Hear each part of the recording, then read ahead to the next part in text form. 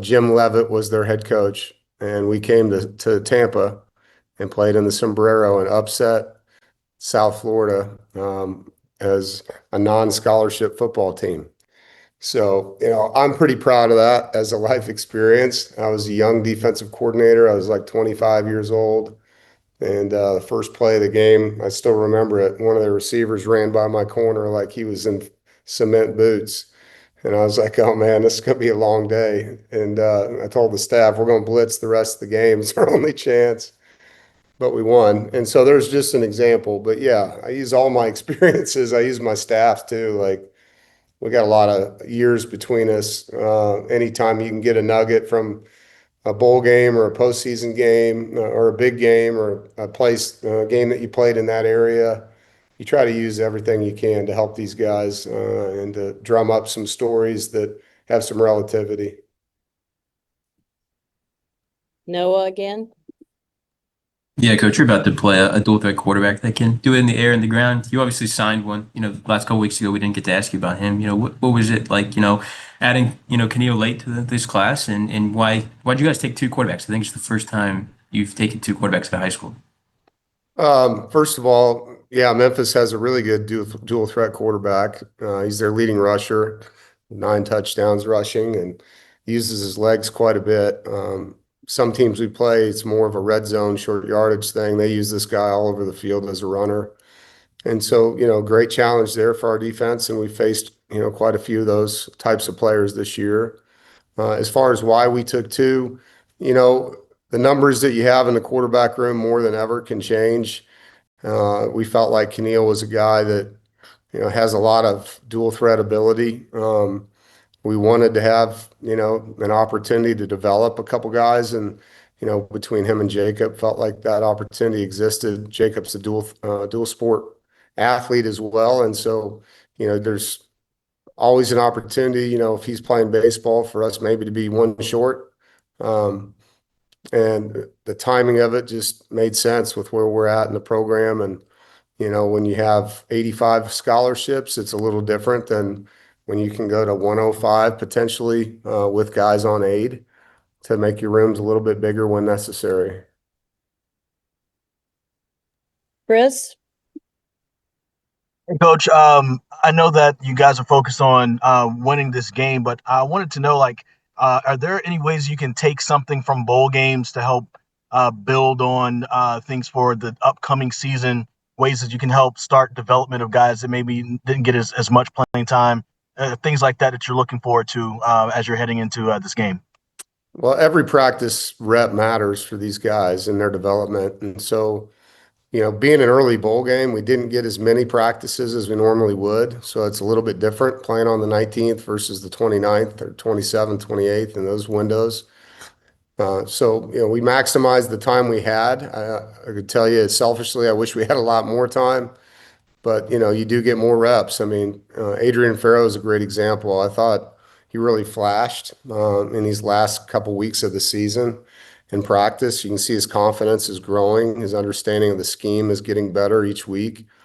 And so the more you get practice time with players, the more opportunities you have to help them improve. And this is no different, and Adrian's a really good example of that. And it isn't a kind of a platform for you to go into off-season conversations, because 9 more practices, and what did those mean? What did you learn? How can you grow? These are things we saw that we think that you can do better. And so, that's what this is all about. It's trying to help these guys become the best versions of themselves, and more opportunities on the field means more opportunities for conversation about that. Noah Teague? Coach, with a win, this would be your 5th time in the last 6 years winning 8 games or more. Could you speak to the consistency of this program, especially with all the roster turn in college football? Well, I think it says a lot about our culture first. There's been a lot of coaching changes on my staff in these years that I've been here, but the consistency hasn't changed. And so it says a lot about the type of guys that we recruit. I think it says a lot about the development piece, which, Thunder and Justin Smith work hand in hand, doing such a great job developing our players. And, I heard this yesterday, like we're the only team in college football that's going to have played 9 teams with 8 or more wins. So the hardest schedule in the country basically is what we were up against this year. So an 8th win with that strength of schedule, with all the injuries and staff things we dealt with this year, would be a heck of a season. And that's what we're gunning for is, winning 4 of our last 5 games and having that momentum going into the offseason. Rob? Dave, you spoke to Memphis a little bit. If you don't mind, sir, just kind of give a little breakdown for those who haven't followed the Tigers. Skill set, are they type of team that can really give a threat to the major conference teams? Yeah, I mean they were 8-1 at one point this season. If you look at them traditionally in the last 12 years, they've had 10 seasons where they've been in bowl games. They've had 4 10-plus win seasons, a couple conference championships. They've won 4 straight bowl games. So it's a program that knows how to win. They've done it with 3 different head coaches. It says a lot about their culture and their makeup. I know they're not down here with anything other than that thought of knocking off a Power 4 team and trying to win their 5th straight bowl game. So we know we're up against a very strong competitor. Those kids have been impressive at the events we've been at. Sometimes when you play a team where the head coach is gone, it gets a little loose. And it doesn't seem that way with them. They seem very locked in. And so, I know it's going to be a good football game. Noah Fleischman? Coach, we've talked a lot about Caden Fordham and the way he's developed through the year, but he's been named to 2 different All-American teams this week. What is that like for you to see him come back from the injury, improve throughout the year and be rewarded with some big recognition there? Well, I couldn't be happier for Caden.